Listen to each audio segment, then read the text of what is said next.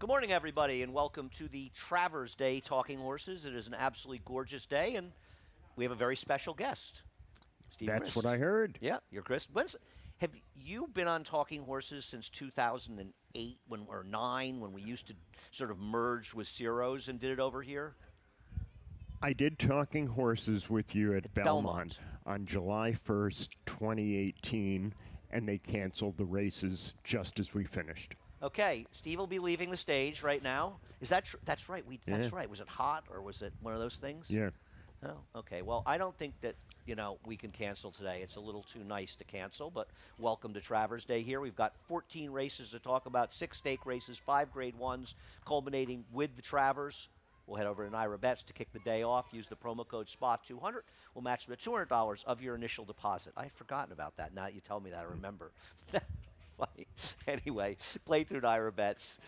Bet any track, anywhere, anytime, including deterministic, through Naira Bets. We have money back guarantee. $10 win bet back if your horse comes in second in the personal ensign. We're talking that a little bit later today. Of course, that features the horse of the year, Torpedo Anna.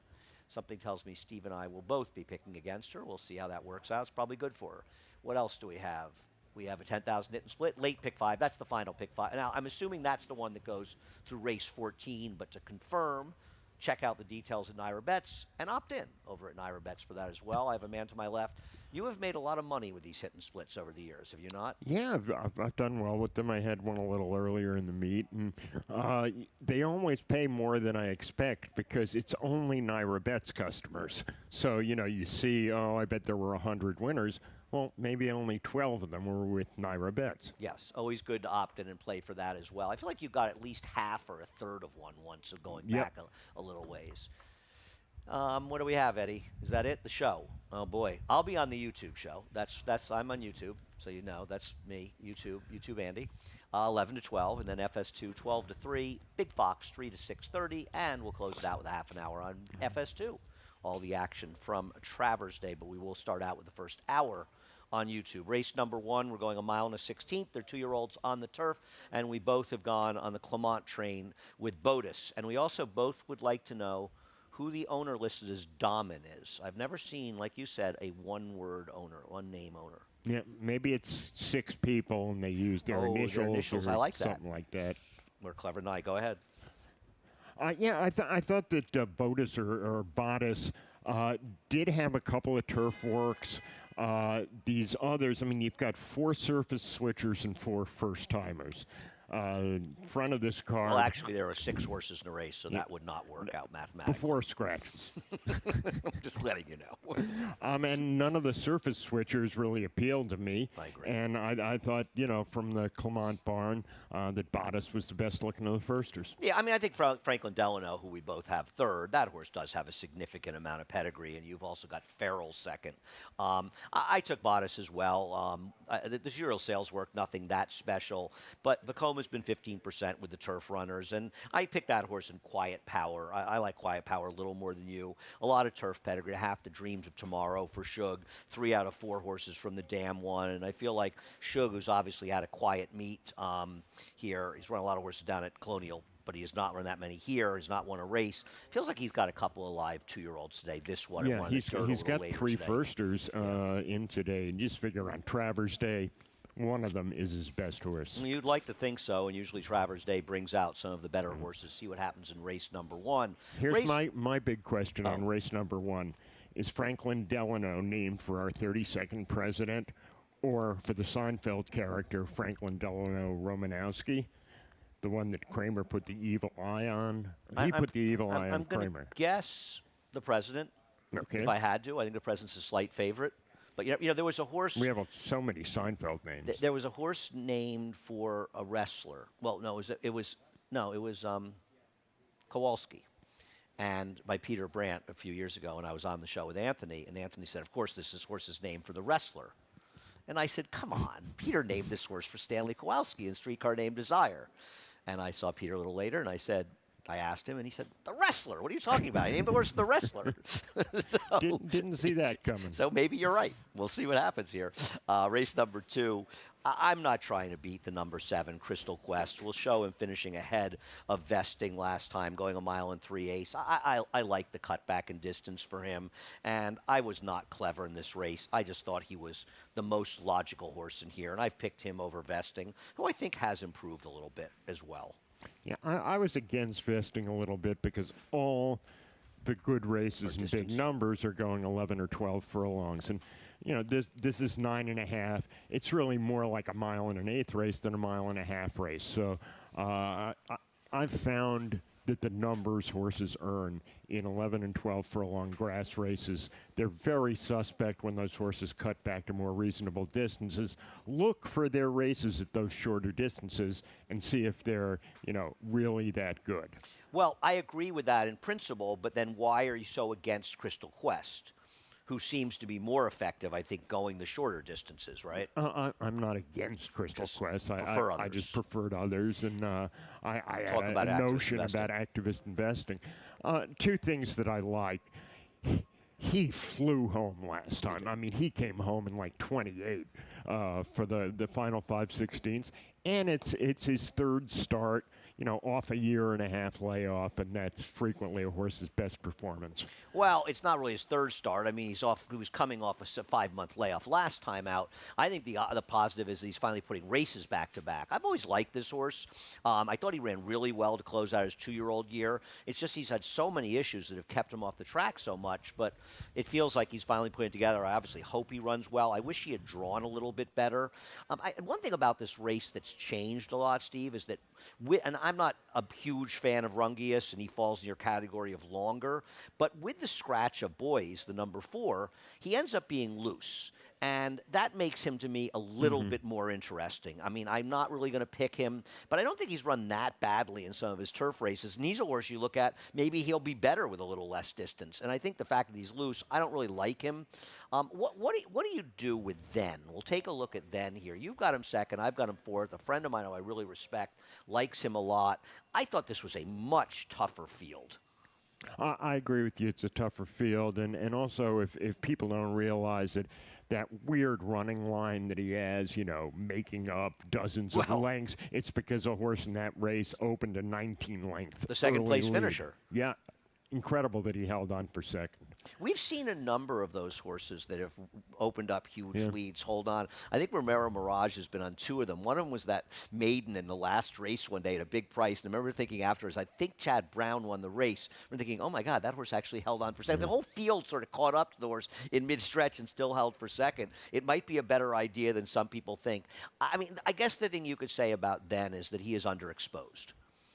The other horses are fairly well exposed in this race, and we're not really sure exactly who he is, and maybe he's just a horse that's getting better, and he did draw well towards the inside. See what happens in race number 2. Race number 3 is another bit of a guessing game here with firsters. You've gone to the number 3, Touch of Magic, who I have second.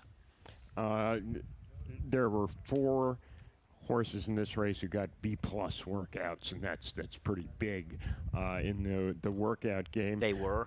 On whoever my 4 picks were, the 1, 3, 4, and 8 all had B-plus works, and very glowing comments about both the 3, the Asmussen Firster, and the 8, the Bauer Firster, who you took. Yeah, I guess with the Bauer Firster simply because Phil just seems to bring the right horses to Saratoga every year. And, you know, he's not having, I mean, he's still having a good meet. You know, he's run limited starters.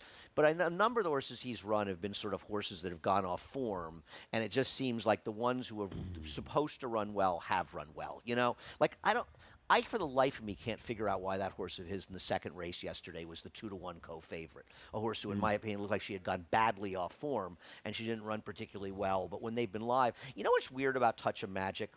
Sort of half to Garana, who 3 Chimneys ran and was obviously a multiple Grade 1 winner, and a tremendous, I think she was 5 for 6 lifetime, won the Acorn, won the CCA Oaks.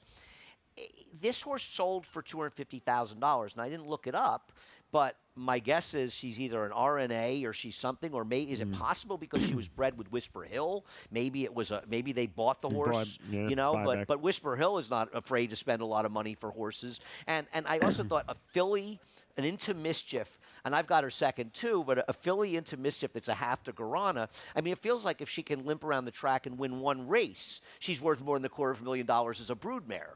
So I thought it was a little bit, the whole thing I found a little bit odd, but I agree. And the horse that we both left out is the half to randomized, Glamorize. It just, for me, I want to see these expensive Resolute horses win. It just seems like we've seen a few of them in the meet so far that have just not run very well. Yeah, you're right. And you wonder a little bit about that. The 6 got scratched. The 4 or 5 bars, one goes out for Shug. And this horse has got a lot of pedigree, though it's a little more turfy. Okay. Which maybe is probably a positive sign that he runs this horse in the dirt, and Tom Amoss runs the 1A. And Tom is having, and it pains me to say this, an unbelievably great meet. I thought that his firster was maybe the most exciting thing that's happened at the meeting, this year. And I mean, people are going back 40 years to liken it to Devil's Bag's debut.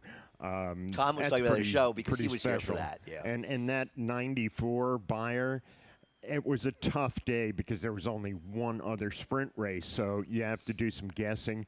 But if anything, it could have been higher. Right. There's no chance it's on the high end. I was talking to Nick Tamero about it, who used to do figs for Andy, and he said, if you just did a fig for the 6 furlong time, the horse would have gotten 100. Now, I don't know how 6 3/5 for the last 16th of a mile for a 2-year-old somehow drops the figure 5 or 6 points, but I agree with you. He's obviously very exciting. We are extremely happy for Tom. Race number 4 was a race that I wanted to take a shot with Coach Patino because I thought he might be like the one sneaky horse in a fairly obvious-looking race that he could run in the front. And I saw Roddy Valenti the other day, and I said, I'm picking Coach Patino this week, and he said, Coach Patino must be able to read the PPs because every time I enter him, he comes up with an issue and I have to scratch him. I guess that's why he's a 5-year-old maiden that's only run once, and he was pretty disappointed.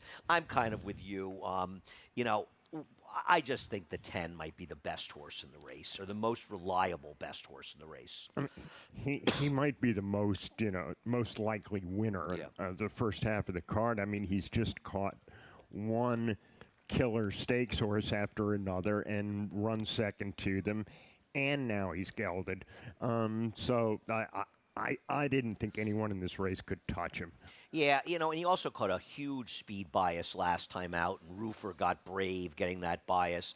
I think the dangerous horse in here is Call Bob, and we'll go back to his race 2 back, where he actually ran very well. And I think he's a horse that, if you use pace-based numbers, is a bit better than his Beyer figures. He's just so hard to trust after the layoff, and he runs good races about half of the time.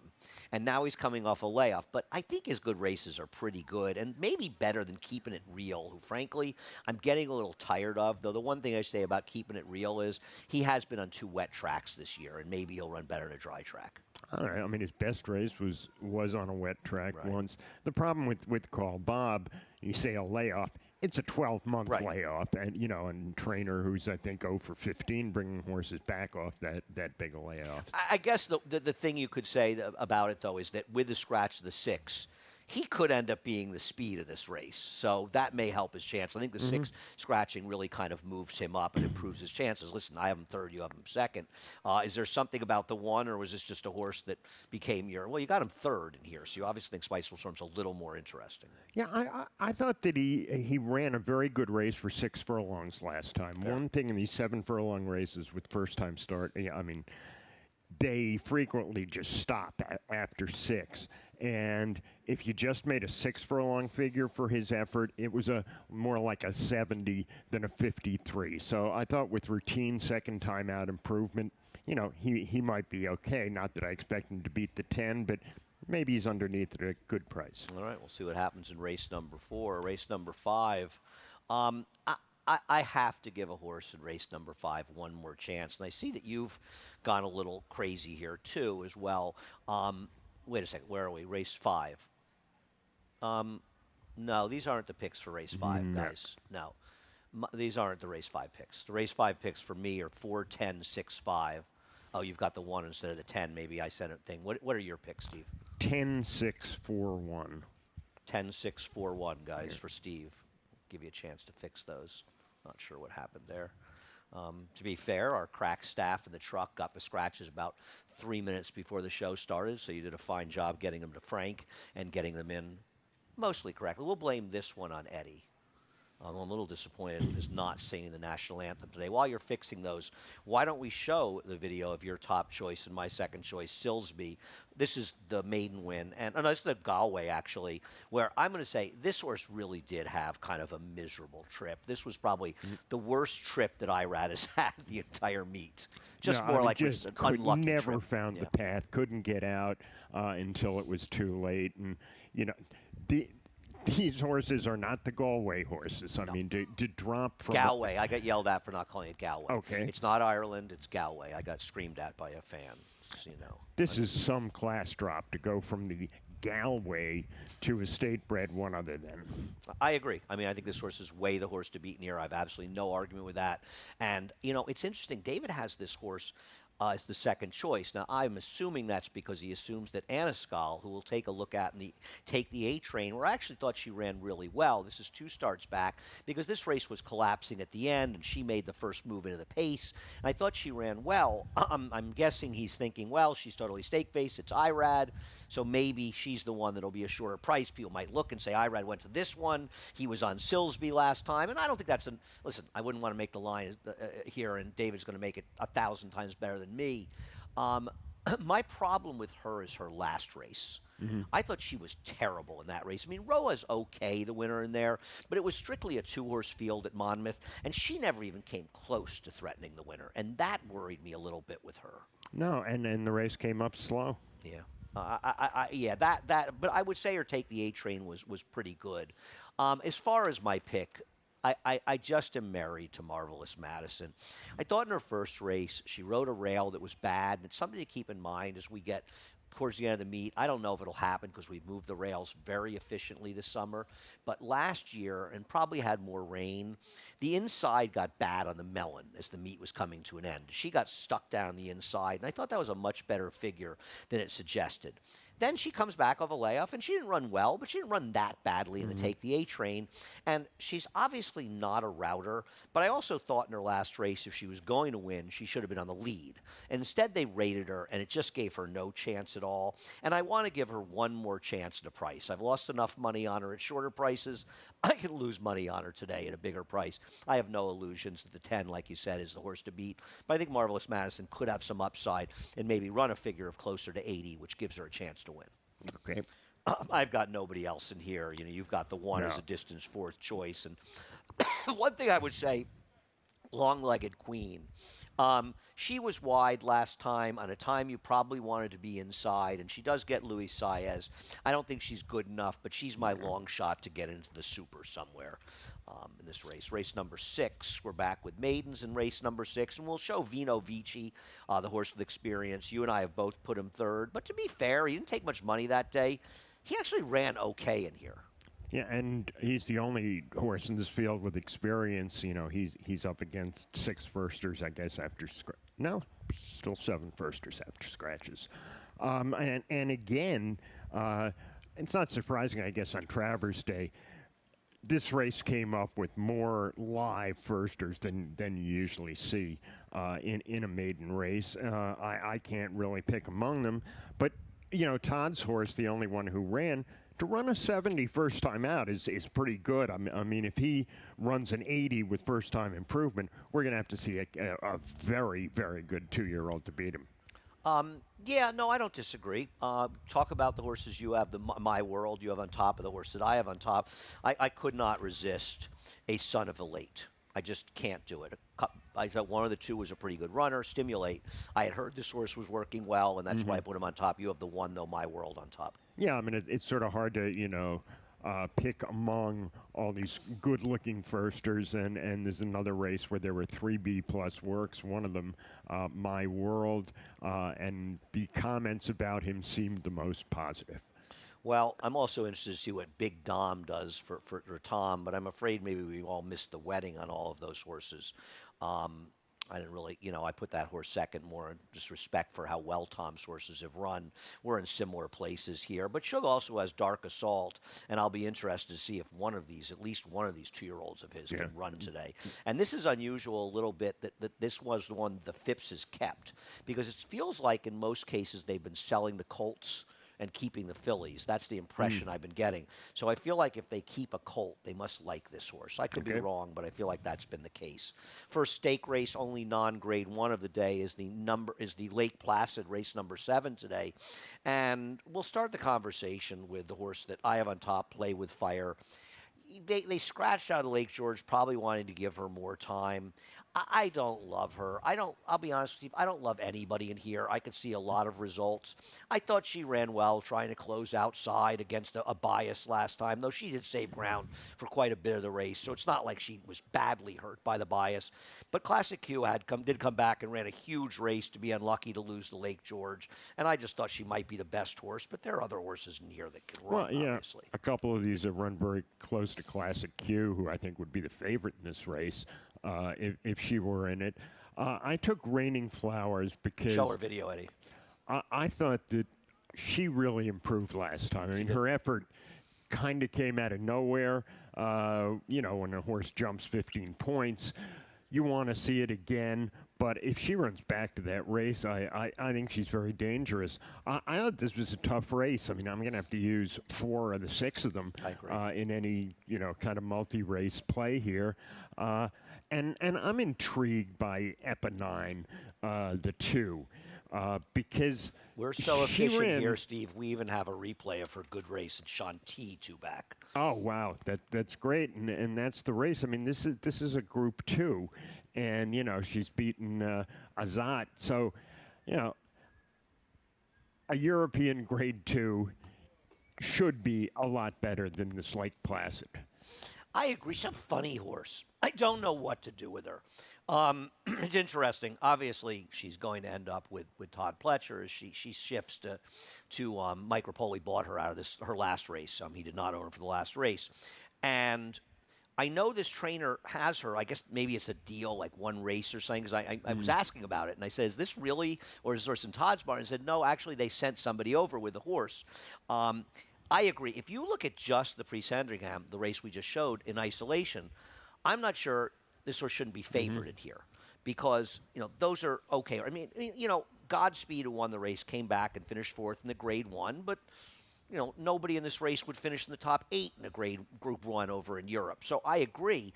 What happened to her last time? That's my biggest problem. She was dreadful last time, and I hate the idea of her coming over here relatively quickly off a terrible race last time, and I'm wondering what went wrong last time.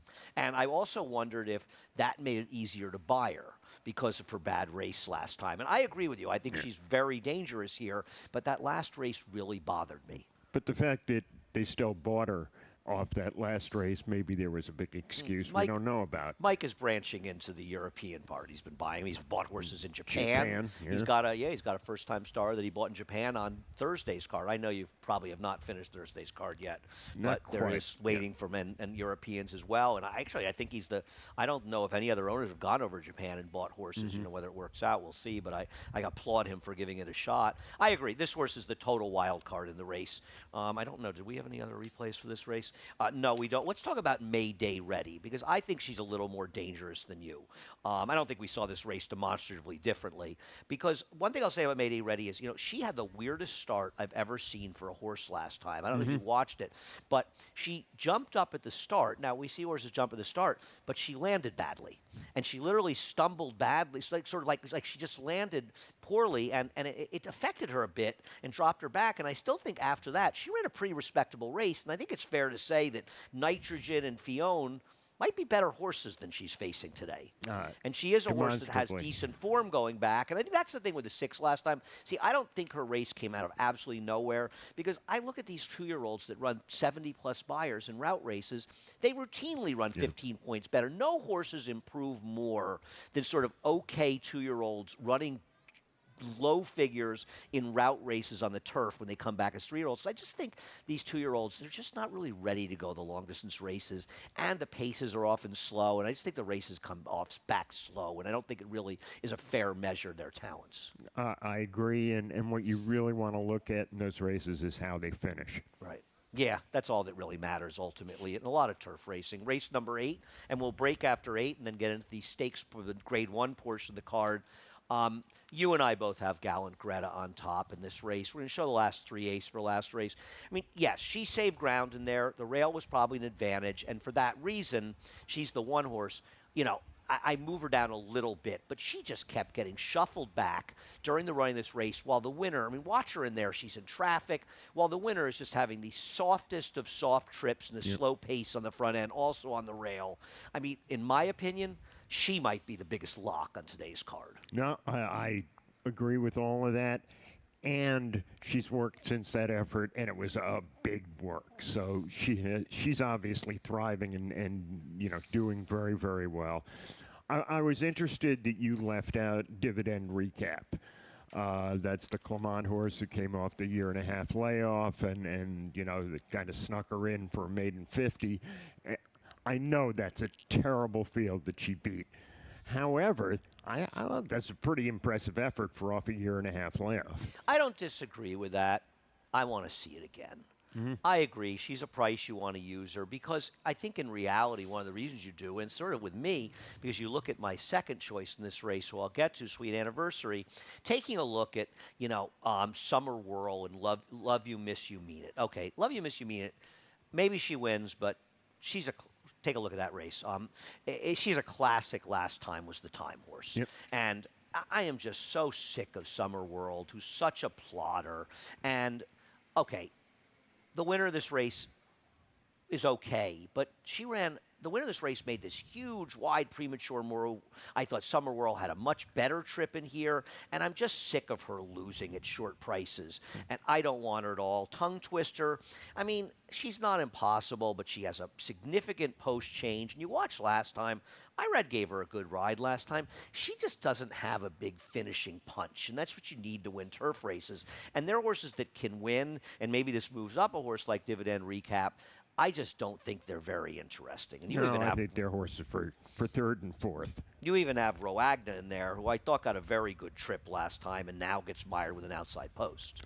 I don't like that part of it, but I thought she could be any price. And she has races that are competitive with this group. I have Sweet Anniversary in this race is my second pick, is a bit of a wise guy idea. Now, she's going to have a problem with Vino Samora outside, who has speed, but her turf race actually was pretty good. You just take her one turf race. It's one of the best Beyer figures she ever ran. Now, the argument against her is she was in better form when she ran that race. And that race was the closing of turf season, and the turf can get a little funky later, though it's not like we're running races in December in the turf. And I just think if you look at her one turf race in isolation, why is she not a player in here? The famous... You should have been here when they blew the smoke all over Greg. I thought that one race, which did get a competitive figure, that the figure for that race was questionably high, and she was backing up at the end of that race. She's got no finish to her at all. I don't disagree. She doesn't finish on the dirt either. I thought she was a little interesting at a price. Your horse is the number 6, Dividend Recap. We both like Gallant Greta. We'll be back after a quick break with a discussion of the 5 Grade 1s to close out today's card. You bet with Naira Bets. Bet any track, anywhere, anytime. Download the Naira Bets app to play today and get a $200 deposit bonus. Watch live horse racing. Get expert picks. Boost your bankroll with weekly promotions and hone your handicapping skills with exclusive tips and tutorials. Download the Naira Bets app now. Sign up now to claim your $200 deposit match bonus. You bet with Naira Bets.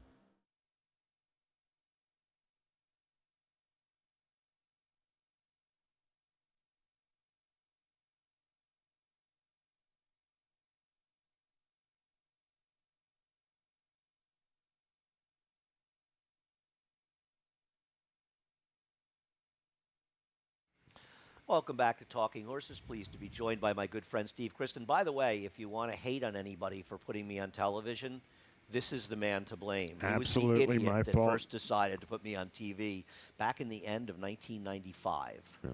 You know, Talking Horses kind of grew out of the period in the early 90s when both of us were between engagements. And we were both playing the races every day, and we got on the phone and we talked through the card. And when I got to NYRA, it was like, boy, wouldn't it be good if we could do something like that that people could listen to? And that's grown into, I got to say, on behalf of horse players, the 6 hours of racing you see now on that show, it's a gift. It's a treat. Well, thank you. It's really, really good to have it, and you do a great job. Well, we appreciate that. Thanks so much, Steve. So, we both have Torpedo Anna third. We went in different directions here. Steve is going to wake up Raging Sea. I'm eager to hear how he's going to do that. Torpedo Anna will show her last win. And I will say, in fairness, despite the fact that she's not beating a stellar cast and today's group is a lot stronger, at least I thought in this race she showed at least a hint of her former self. But she's just not the kind of crusher she was last year. I mean, I always felt like, while she got a lot of attention, she was winning races the right way, you know, dueling with Ways and Means and blowing her off the racetrack, sort of breaking Just FYI's heart in those fast-paced races. And I thought her wins last year were really legitimate, but I just feel like since the Travers, which was an incredible effort, she has not run great races. Still good enough, though, to win here. Yeah, only kind of good enough. I mean, the Breeders' Cup Distaff last year was just a dreadful field, and she ran kind of a B-minus race for her, you know, and still won the race comfortably.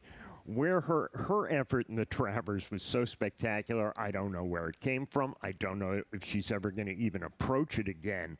But boy, that race to sandwich between the two best 2-year-olds, 3-year-olds. I mean, the one thing I would say about it is, and I'm looking forward to discussing this when we talk about sovereignty in a little while, is her races were better, I think, than the Fig suggested before that. Now, they're not 111 buyer territory, but I think you could say, like, her 99 in the Acorn, where she dueled in that fast pace, just FYI, could be like a 107. I mean, those races were... it annoys me when anybody compares a 3-year-old filly to Rachel Alexander because it just means they don't appreciate what she did and the brilliance she did. But she was like a slightly worse version of Rachel Alexander, which in my opinion, is a huge compliment because that was the greatest 3-year-old season we'll ever see from a filly. What she did in that year, if you don't appreciate, you just don't understand horse racing. And the fact that you would even mention her as like the lesser version to me is the highest compliment you could pay a horse. Yeah, it's high praise. She was worthy of the praise last year. She was fun, and Kenny was so much fun with her. And that Travers, Mike Rapoli and I don't agree on too many things, but one thing I agree with him is he said, I think people will look back, something I'm paraphrasing, on this Travers in 25 years, and it'll be one of the most exciting Travers we've run. Absolutely. And I agree with him. 3 champions. Yeah, I mean, just right. Incredibly good horses meeting on the track. So let's show randomizing Darth Vader's last race, and then I'm going to hear why you like Raging Sea. If Bernie Take Charge weren't in there, I would think that randomized was a cinch. I think she's faster than the other speeds. I thought her last race was very good. She's training hard. I'm just a little bit worried she's going to get pushed, but, I'm going to give her another chance. I have mad love for randomized, and I thought this last race was very, very good. It was. But, when I saw Bernie Takes Charge, out of the Gatto in this, it finally cemented my opinion in which I'd found this a very difficult race. Obviously, I'm trying to wake up Raging Sea off a dreadful effort for which I have no excuse. However, she is the only finisher in this race. I know. And there is a good amount of pace. And if the good Raging Sea shows up, I think she's going to circle the field and draw off. Well, she has another lucky win in the Personal Ensign in her resume. I mean, I thought her win last year was one of the saddest losses by a racehorse in 2024. I mean, Idiomatic's effort in the Personal Ensign was like, it belonged with that effort by, was it Azari? That got run down in the late stages by Storm Flag Flying. Yes. And I had bet Storm Flag Flying, but Roar or the classic Emotion. one everyone uses Roar- is, right. Seattle Slew Right, and Exceller. right. But Roar Emotion was another race. I think it was Roar Emotion with Jerry. Went like a 45 half and a mile and a quarter race against Azari, and she still almost won the race. I mean, those are the kind of races, and of course, as you mentioned, Seattle Slew and in the Jockey Club that you remember the most is these incredible efforts, losing efforts. I hear you, and the fact that Flavian stays on her is probably a good sign. He could have ridden her or randomized. He chose to stay on Raging Sea. Her last race was so pathetic. I just wonder if she can run it all anymore. Yeah, maybe she had a toothache. And let's talk about Leslie's Rose, who we both have second. See, she's not the deep closer that Raging Sea is, but she doesn't need to be on the lead. She can rate a bit. And I think she's a very interesting juxtaposition to Torpedo Anna this year and Torpedo Anna last year. Because versus Torpedo Anna last year, she was the 1,000-to-1 shot. She just got destroyed by her. But I think this year they're much different. I think she's gotten a little bit better, and Torpedo Anna is not the monster she was at different times last year. Yeah, I mean, I think it would be a bad idea to look at the PPs and go, yeah, she can't run with beat that Torpedo horse, Anna. right? But, I mean, she has really improved, came into her own. Her last race was her best effort. And we don't know where Torpedo Anna is this year. I think, sentimentally, I do. I'll cheer Torpedo Anna if she wins this race. Oh, because I think absolutely. it's really great. Yeah. And I like to make fun of Kenny as much as anybody, but his handling of her and the way, he's so accessible to the media and stuff last year, I think was a bit of a lesson for a lot of people. Perhaps some people that are pointing to the Pennsylvania Derby and not running in the Travers today could learn a little bit from Kenny and what Kenny's willing to do to make the game more exciting. Yeah, Kenny genuinely wants everyone in America to love horse racing, and it's great to have him promoting the I game. agree. And for those of you going to the Pennsylvania Derby, ask yourself why Saudi Crown, who won it 2 years ago, is still racing. Race number 10, the H. Allen Jerkins. I think the concept, anyone can win a race is used way too often. I think there's no horse in this race that can't win, as evidenced by my third pick being the longest shot, because everybody has credentials. We'll start with the Woody Stevens, the natural place to start, where you have Patch Adams third. I have him nowhere. McMadacat Road, I think if I was going to pick one of them, I would go for Madacat Road or Jewel on the outside.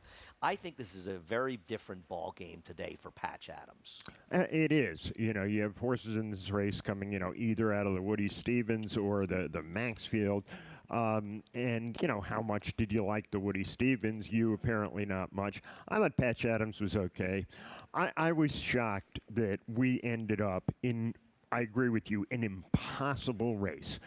That we ended up with the same two horses on top. I mean, just the math, the math on that is pretty unlikely. You are the man that turned me on to turnbacks. And tell everybody who turned you on to turnbacks. Woody Stevens.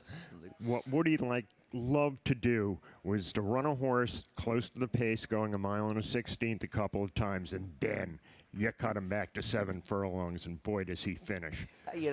I don't have a lot of regrets. I'm not a guy with regrets. Caleb's posse. I'm sorry. Yeah, well, we made a lot of money with him when he won the Amsterdam. I'm sorry I didn't know Woody. I mean, I didn't know people in the game then. I used to see him. We used to eat across the street at Bruno's for breakfast. Some will remember that. And I used to see Woody at the bar having a couple of beers at about 10:30 in the morning. He'd probably been up already for as much as I would be up that day. But I was sorry. You knew Woody a lot. He's a tremendous, obviously, horse trainer, but a tremendous human being. And, the trainers that he brought up with shows how good he was. Yeah, we have a picture on the wall in our department at Aqueduct of Harvey Pack interviewing Woody. That's just one of my favorite pictures. I'm going to make sure to steal that when we leave Aqueduct, but I'll put it back in the TV department at Belmont. Talking about... we'll talk right now. Well, first of all, let's go in different orders. I want to show Verifier, Smokin' Wicked, and Captain Cook. Here's why I have Captain Cook as the horse out of this race. Everybody but me loved Smokin' Wicked last time. I was completely wrong. All of my smart friends were completely right. If you liked Smokin' Wicked out of this race, why wouldn't you want the horse that he was pressing on the inside, Captain Cook, who I think gets a positive trainer change to Todd? And, I think that Captain Cook might be a very interesting sprinter type. He draws well outside, so now he's outside the horses he had to fight inside last time. And I just thought he's the one of that race at a bigger price I want. I don't disagree with anything you said. I just don't know how good he is. I mean, That's he's fair. going to have to jump up, and that's, ultimately why I ended up with Barnes. I We'll mean, show his San Felipe, by the way, guys. I Go mean, ahead. Barnes could be a serious Grade 1 horse, and I'm not sure that other than Chancer McPatrick, that there's another one of those in this race. Yeah, it's interesting with Barnes. I feel like he's an all or nothing. I mean, obviously, Bob has to run him in Grade 1s. They cost $3 million. They got to get a Grade 1. But this horse ran a 105 buyer, finishing behind Journalism, and some people might have forgotten. He's pretty damn good. Yeah. This was going a mile and an eighth, which is probably too far for him.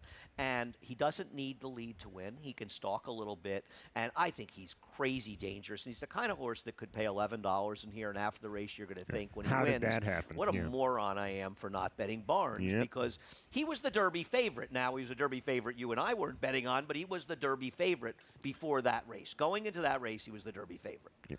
And I think he's dangerous. As far as Chance McPatrick, I still think he's a bit of a closing sprinter. I agree, you've got to look past the earlier races like the Woody Stevens. But he showed last time that he still can run. Oh, And, absolutely. Listen, Irad gave him as good a ride and a perfect trip as you could give a horse in that race, but he's still better going shorter. And I think the fact that he showed last time he can still run makes me want to take him today. One other horse I want to ask you about. Do you think there's any chance that Midland Money wires the field in here, the two? Well, I mean, if no one else goes and he gets loose, but I think that's what has to happen for him to win the race. One other thing about Chancer, he worked with Sierra Leone and worked even with him. And, it was a borderline A- kind of work. And here's a stat for you. Off of wins, turning back in the dirt, 5 for 19 for Chad Brown, a 294 ROI. An excellent running of a race befitting of the man it was named for. Did you spend much time with the chief when you were covering racing? Oh yeah, a little bit, and had some dinners. There's a group with him and Eddie Maple. The chief loved to talk about the honeymooners. He just thought the honeymooners was the greatest And old thing movies. that had ever been invented. Yeah. Yeah, no, he was. I look back on my radio show, which we did for 7 years down at the Parting Glass, and Dale Romans brought the chief down one day. Alan Jerkins, of course, for the show. And, the phrase, which is overused, you could hear a pin drop. I mean, 300 plus people crowding that room. Mm-hmm. I've never heard a room more silence and deference to the chief, who, I remember the chief asked me, I'd been I'd working at NYRA about a year and a half when I came back, and I saw him one day, and he said, "Hey, Eddie, what are you up to these days?" And I said, I'm working on the TV show at NYRA. And he said, "I got to watch more TV." A great, great man and a legend, and a man who helped more people in this game than anybody in the history of the game. Yeah. And it's great to have a race named for him. The Ballerina, Hope Road. I'm really curious where you've gone in this race, because I feel like Hope Road and Scylla in some ways might be kind of the horse to beat. And this is a running second, finishing ahead of Ways and Means in the Derby Distaff. I just don't quite trust her. That's fair enough. The reason I think she's dangerous is that the California sprinting fillies may just be way ahead of this group. Except this group. Except because for isn't Ways and running, Means. right. With her out, this is kind of barely a Grade 1 race in terms of quality. And she may just, running against Copion, the 2 seconds to Copion, even if you think the figures for those races are high, they're excellent. And she may be part of a group that's just better than anyone else in this race. I don't have a big argument with that. I think she's very, very good. Let's show the horse you have on top in here, who I think is very dangerous, Claret Beret. I think you have to sort of say, despite Vava losing last night and getting wired in a 4-horse field down at Charlestown, do you just look at her as a horse where no races in her PPs before her last 2 races irrelevant. She's just a completely different horse for Saffie Joseph. And Yep. before people say things, Saffie Joseph's horses have been just running like horses that run to their PPs up here. You know, I don't want to hear any criticisms or any innuendos. She may be a horse that just improved for him. Yeah, something happened. And she turned around, and her last 2 races are very good. And I think that her closing style fits the race because there could be some fighting up front. I agree. I think she is super, super logical in here. Let's talk about Scylla finishing second to Lena's Forte last night, or Fort. We could call this one with the correct pronunciation of the name. Lena's Fort rode a gold rail in here. Scylla was a little off the rail. You know, Scylla is just getting tiresome. And I will not knock Tacitus like other people, her brother, her full brother. But Scylla is just one of these horses that every time she runs, you go, oh, Scylla, she's going to win this race. She's been doing this, she's been doing that, and she just doesn't deliver. Now, every one of us has finally given up on Scylla, so you know she'll probably win today, but I've just had enough. I understand your feelings about her. I've backed her a number of times and been disappointed. I think her races on wet tracks are complete throwouts. So, yeah, I was thinking when I saw the field for this race, yeah, Scylla might be a price this time. Look, and she's the morning line favorite. Right, and even if she ends up the second choice to Hope Road, and I think David's probably close to a coin flip on that, I don't need to bet her as the second choice in here, and I think the 5 and 3 are the better priced alternatives. And you know, I do a podcast I like a lot with Ryan and Jackson out in California, and I really like those guys. And did the podcast the other day, and we all picked Majestic Oops, and I went, well, we know one horse that's not winning on Saturday, but even if she's not her 15-1 morning line, I mean, getting back to turnbacks, I love a turnback. And, you know, I'm looking at her recent form. She's, like the 5, gotten really good. Yes, and I she thought has. she ran a solid race against Randomized last time. And so I think she's very dangerous cutting back in here. Agreed. Let's take a look at My Main Squeeze. We both left out. You know, her last race is a bit of a phony because it was a slow pace. But, you know, let's reflect the fact I didn't see the figs, but I feel as though Tricky Temper ran a pretty solid fig last time. Yeah, in yesterday's race, how she paid $6, I'll never know. I mean, she could have paid $4 in there. My problem with her is that she doesn't have, My Main Squeeze, a single other race that makes her the winner of this race. Well, or that really makes her competitive in here. I mean, she's terrific. Yeah, I love her. And, you know, yeah, she was the New York Red Horse of the Year last year, I she should think. have been. And, you know, very good efforts against that was Open only Company. because she got Naja Thompson at the winner's circle on Derby weekend. He very surreptitiously watched the race with us right behind the winner's circle so he could sneak in if the New York bred won. It was a nice move, Naja. I think she was. She's a good horse. I just feel like, and I feel like she may take a little extra money because of the big fig last time, and I just think she's an 8-1 shot in here that won't be 5-1. Race number 12, the Forgo, and boy, this came up a really, really good race. But at the end of the day, I don't want to land on favorites. You and I don't really want to land on favorites. But, you know, with Bookham Dano, as we look at the Vanderbilt, you know, this was Mulligan's race to win. This was the race where he had the tactical advantage over Bookham Dano because he has more natural speed, and Bookham Dano maybe has to be taken a little out of his game to be closer. And Bookham Dano still blew him off the racetrack. And now there's more speed in the race. And I have a lot of respect for Mulligan, who won this race last year.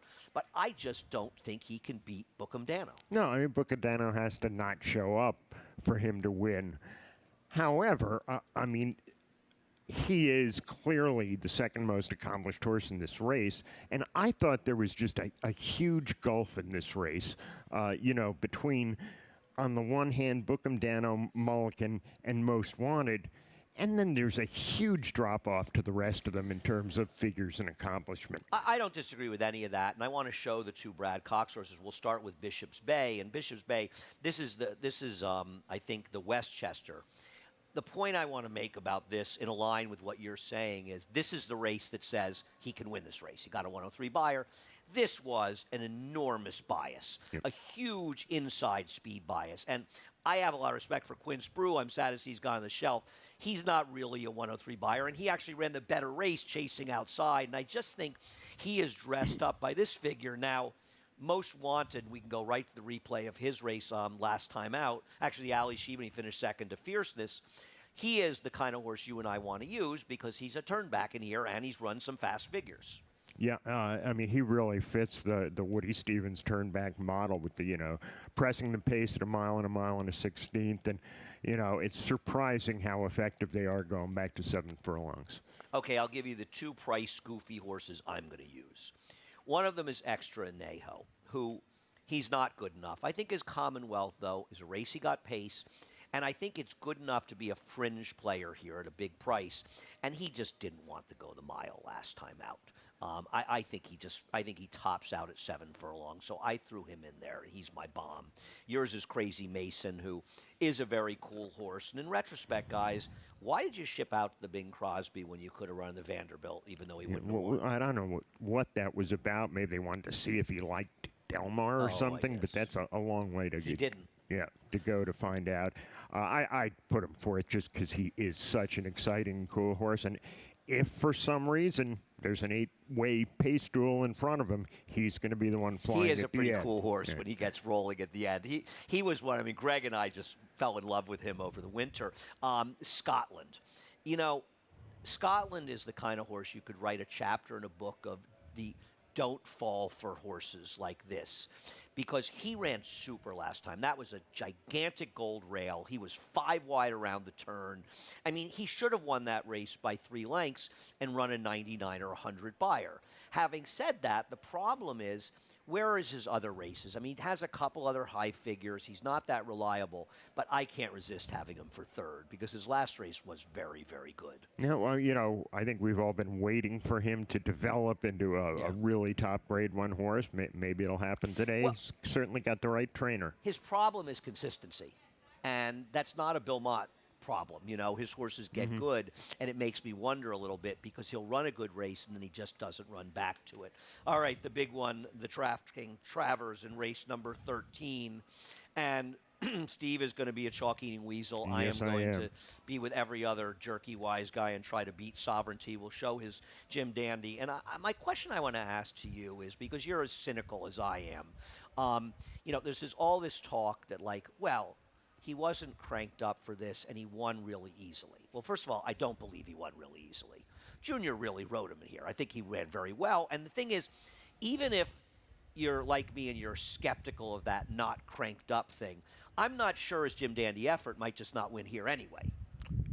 It absolutely might, because, the 2 other horses who have any kind of a chance, they both have a lot of holes in them. Whereas this horse, I mean, I don't pick a lot of 2 to 5 shots, but I'm going to be singling this horse on a lot of tickets, and I feel like I can't do that and put some other horse on top. It's just, I'm going to walk around and I'm alive to, but I picked against him on the show. So that's why I put a 2 to 5 shot on top. When pick 3s first started, this is how long going back, I think it was the what year did Bayakoa win the 92 at Gulfstream? 92 Gulfstream. And pick 3s just started. That's how things have evolved since then. I like Dancing Spree in the sprint, and I thought Go for One couldn't lose the filly juvenile and juvenile fillies, and so I made a big pick 3 and I singled them, and because I'm very smart, I used Gorgeous and Open Mind, and I didn't use Bayakoa. I remember getting that leg and thinking, my God, what an idiot you are. And, of course, I mean, I loved Gorgeous, and she had her days where she actually was able to beat Bayakoa, but she couldn't beat her that day. And, you think about not using horses, and I would never. I mean, Sovereignty would be an A here. A little bit of my opinion here, frankly, is to be a little bit contrary because I'm on the show. I agree with you. Sovereignty's way the horse to beat, and I'm not sure he's not supposed to be 2 to 5 or 1 to 5 in here. I'm hearing that Sovereignty's the greatest 3-year-old since, Devil's Bag as a 2-year-old. And the question I would pose to you is, where do you think he would have finished in last year's Travers? And this is no disrespect to Sovereignty. I can't put him in front of those horses. The first 3 finishers, right. Yeah. And I think we're getting a little ahead of ourselves in calling him the best 3-year-old we've seen since whomever. And I would say it's Arrogate, but I think it was better than American Pharaoh and better than Justify. Justify's accomplishment was amazing. His speed figures were not that high. Having said that, he's better than these horses, but with magnitude, who you have third, we'll take a look at his Iowa Derby. He's getting the class test of class tests, and he's going to have to outrun Bracket Buster, but he's going to. Because I think that one thing Steve Asmussen knows is the value of speed. And this is a different horse to lead. And at least you can say with him, his figures are solid, and he has run giant figures. And Sovereignty's never faced a talented speed horse that can go around a ground. He's a fascinating horse, and I mean, he makes this race interesting. This is just such a jump up in both class and distance for him, whereas Sovereignty, crushes on both class and distance. I mean, the mile and a quarter, I've found over the years with the Travers, never forget that it's a 10-furlong race. The 9-furlong speed horses from the Haskell and Jim Dandy just don't seem to win the Travers. And, yeah, people always get ahead of themselves with the 3-year-olds. I mean, right now, if he ran against Sierra Leone, I'd pick Sierra Leone. But if he wins the Travers, that's a pretty good trio of mile and a quarter wins. And then he'll go to the Classic. And he also is a horse that rates to improve more over the next 2 months than Sierra Leone, who's at this point kind of the horse he is, which is an exceptional racehorse. And I agree. I think from a betting standpoint, you kind of hope he has a huge win in the Travers and he ends up the favorite in the Classic, because he's going to be one of these horses that shouldn't be favored. It's kind of like Nest when she was favored in the Distaff and she wasn't faster than the horses in the race. People get so enamored with the 3-year-olds winning that they tend to underrate the older horses and overrate the 3-year-olds. You have Strategic Focus second, and I hope you're right. In fact, I hope he upsets the field. We'll look at his Curlin. Why is he going to run better today than what was obviously a very disappointing loss in this race? Well, and they've made a couple of changes with him, but this was such a weird effort because I thought at the top of the stretch he was going to win by 10 lengths. And so did Flavian Pratt, so did Chad Brown, and so did I. And the way he just sort of, evaporated in the final yards of the race. But he could move forward. I think he's going to get a perfect kind of a stalking trip.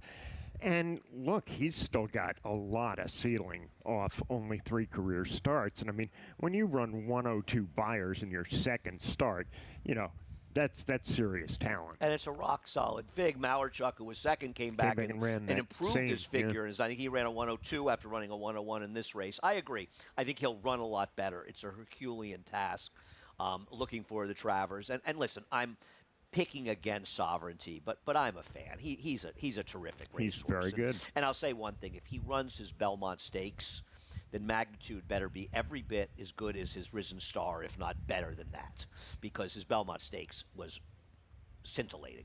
No, I mean, Magnitude needs to both be as good as he's been and handle the class jump. And he has a rider. It's funny, the Ortiz brothers are going to be watching this race. Steve could have put one of them on this horse, and he didn't.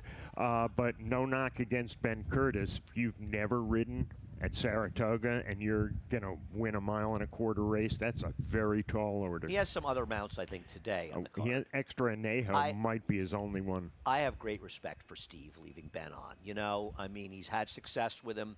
And, I mean, this horse's career turned around when Ben started riding him. And I respect that Steve is not saying, I'm not going to dump this guy now who I've had so much success with. So he's got karma in his corner. Okay.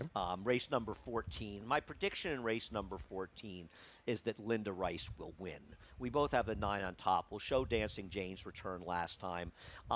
It was a little disappointing, and I don't love the field she was in, and that's why I put her second. And I thought the Catholic edition had a bit of a magical mystery tour trip last time out and picks up Jose Ortiz. Yeah, I took her off the trip last time, and just the fact that she seems to be slowly rounding into form, and you would expect, her third start to be the best effort yet. You've got the horse that sneaks in off the AEs. The Atta-Girl, Addie, in there has had a million chances, but her races recently are at least fast enough to compete. I hate the post. She's a, underneath kind of horse most of the time, but I will say I think she's improved this year. She's, running a couple of lengths faster than she did last year for a different trainer. She was second last time to that Clement horse, who I like a little bit earlier on the card. And there are a lot of horses in this race who just Just are can't win. completely uncompetitive. I feel like Atta Girl Addie is going to be in the try. Yeah, and she's gonna, and she's 9 to morning line. I wonder if she gets a little lost getting in off the 80s on a long day. The two horses that are a little interesting that are possible to move up. I have 1/3. You have the other third. Are Sky Low Low and Fire Agate. I don't know what to make of Sky Low Low's debut. She had a bit of a wide trip at least earlier. I can't tell if she can run it at all. And with Fire Agate, kind of hard to know what went on in that race as well. Both of these horses, I think, are a little bit interesting to perhaps. They're the two fuzzies, as opposed to a lot of horses that have kind of confirmed they're not good enough. They haven't quite confirmed it yet. Yeah, I mean, the figure that Sky Low Low earned, in debut, not that far off what it's going to take to win this race. I mean, she makes a 10-point jump in her second start. I think she'll be competitive at a big price here. And Fire Agate, a similar thing, as she went the mile first time. I thought both of them were potentially a little interesting as fuzzies in this race. Steve, it's been a pleasure. Appreciate you Good coming fun. on. We'll have to invite you back. You've behaved yourself, and it doesn't look like we're going to cancel, actually. So it looks like this will be your first Talking Horses in a long, long time that we haven't canceled the card, and we're not canceling Travers. It's an absolutely gorgeous day. We thank you so much for listening. Head over to Naira Bets. This is your reward. Use the promo code SPA200, and we'll match the $200 of your initial deposit. Play through Naira Bets. Bet any track, anywhere, anytime with Naira Bets. We've got a $10 win bet money back guarantee if you run second in the personal ensign. Opt in for that. We've also got the $10,000 hit and split on the late pick 5, which I'm assuming is the last 5 races on the card. Play that, and we also have a show. The show is 11 to 12 on YouTube. I'm YouTube ready. I'll be heading over there in a few moments. 12 to 3 on FS2. The big show, 3 to 6:30, including the grade 1s. All on Big Fox, and then FS2 to close out the last half hour. Thank you again, Steve. Thanks again for watching. Enjoy what's going to be a spectacular Travers Day here, and the man who's going to call the races for you, Frank Miramati. He's up next with a reprise of the Scratches and Changes. You bet with Naira Bets. Bet any track, anywhere, anytime. Download the Naira Bets app to play today and get a $200 deposit bonus. Watch live horse racing, get expert picks, boost your bankroll with weekly promotions, and hone your handicapping skills with exclusive tips and tutorials. Download the Naira Bets app now. Sign up now to claim your $200 deposit match bonus. You bet with Naira Bets.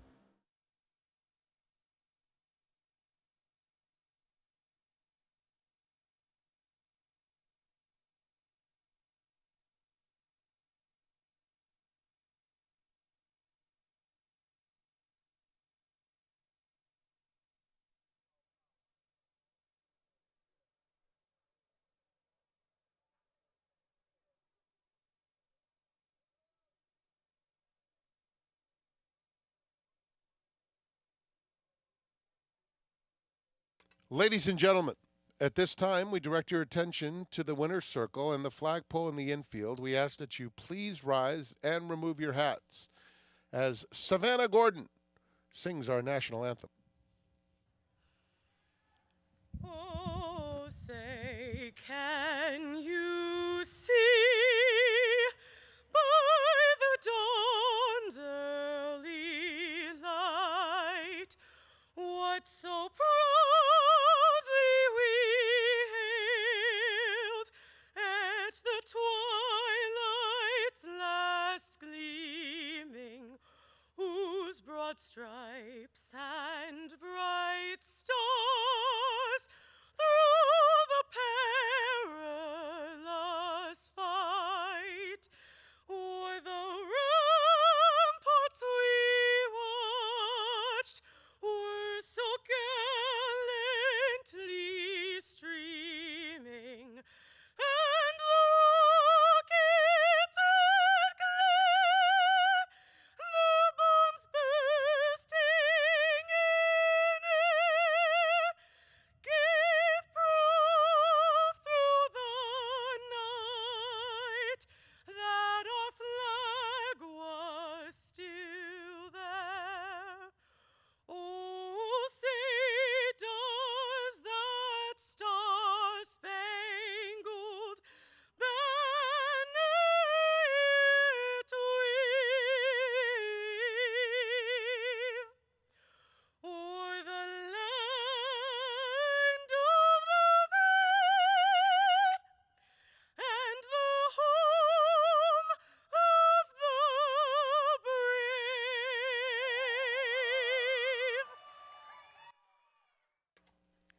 There's a reason Savannah Gordon has performed our national anthem on numerous occasions. Fantastic work. Thank you.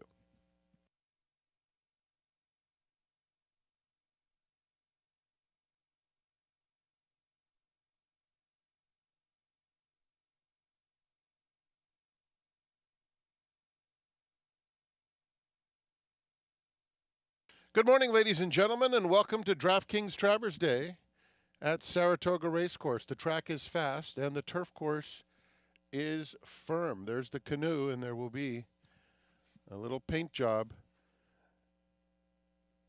that'll either be Winchell Thoroughbreds, BBN Racing, Klarovich Stables, Godolphin, or Black Type Thoroughbreds, Swinbank Stables, after today's running. Reminder for those of you on track, we have a great shoe shine man. He's right by the racing office, and he has served in the military. He's a good man. Go see Bobby for a very, very solid shoe shine. 27 minutes to post for the first. Here are the changes. In the first, scratch number 1, Remember Mamba. Scratch 8, Conquering Force, as well as 9, 10, and 11, the also eligibles. 1, 8, 9, 10, and 11 out of the first. In the second, early pick 4 wagering offered. Number 2, Baker Street, there's a late change of jockey. Make the jockey Christopher Elliott.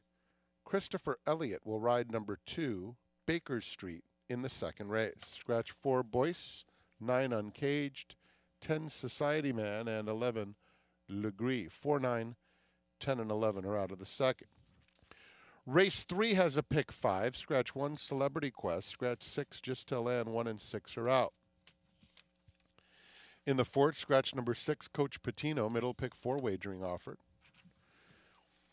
In race 5, scratch 11, Shaman Princess. Note that number 1, Alpine Giant, will wear a hood again. I'm going to note that myself.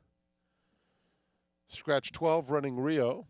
15, Nina K, and 16, Unicorn Cake. 11, 12, 15, and 16 are out of the fifth, which offers a pick 5. There's a pick 4 starting with the 6, scratch 2, Paul's Recovery. In the 7th, the grade 2, Lake Placid, no changes. In the 8th, scratch 3, Honorable Becky. 14, Island Fox. 15, Dream on Cara, and 16, Higher Force. 3, 14, 15, and 16 are out of the 8th. The 9th is the Personal Ensign. It's a win and you're in for the Breeders' Cup Distaff Division. Pick 5 wagering offered. And the late pick 5 starts with the H. Allen Jerkins Memorial. And no changes there. The 11th, the Resorts World Casino Ballerina. Scratch 1, Mystic Late. Scratch 6, Zeitlos. Race 11, scratch 1 and 6. The 12th is the Forgo, a win and you're in for the Breeders' Cup Dirt Mile Division. Scratch 3, Full Moon Madness. The big one is race 13, the DraftKings Travers. No changes. And in the 14th, scratch 10, Red Llama. We have a jockey change for 7, Argentiera. Will now be ridden by Manny Franco. Manny Franco rides number 7. Scratch 14, Forget Tomorrow. 15, My Gorgeous. And 16, Princess Summer. Scratch 10, 14, 15, and 16. It's the day you've been waiting for. It's DraftKings Travers Day. Enjoy your afternoon. We'll get things started this morning in 24 minutes with Race 1.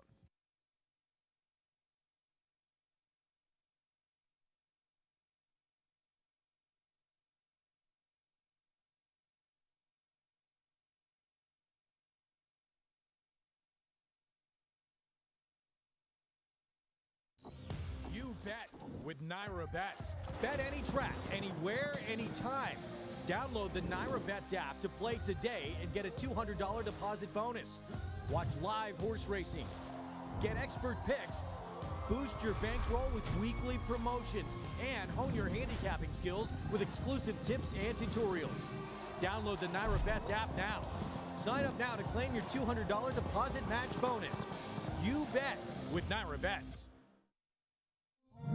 The New York Racing Association welcomes you to Saratoga Racecourse. Your safety is our primary concern.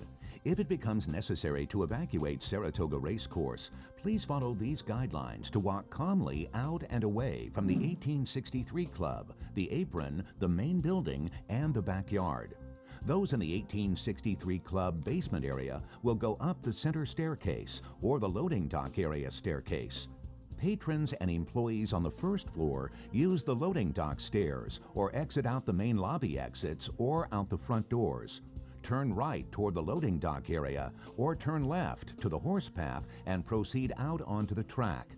Those on the second floor will walk down the main staircase and out of the building or use the pedestrian bridge over to the main building. Those on the third floor will go down the center staircase or the west end staircase down to the loading dock area and continue out and away from the building. If you're located trackside on the clubhouse apron, on the dining porch, or the grandstand apron, walk forward onto the track through the emergency exit trackside gates. Turn right or left and continue along the outside rail to the exits.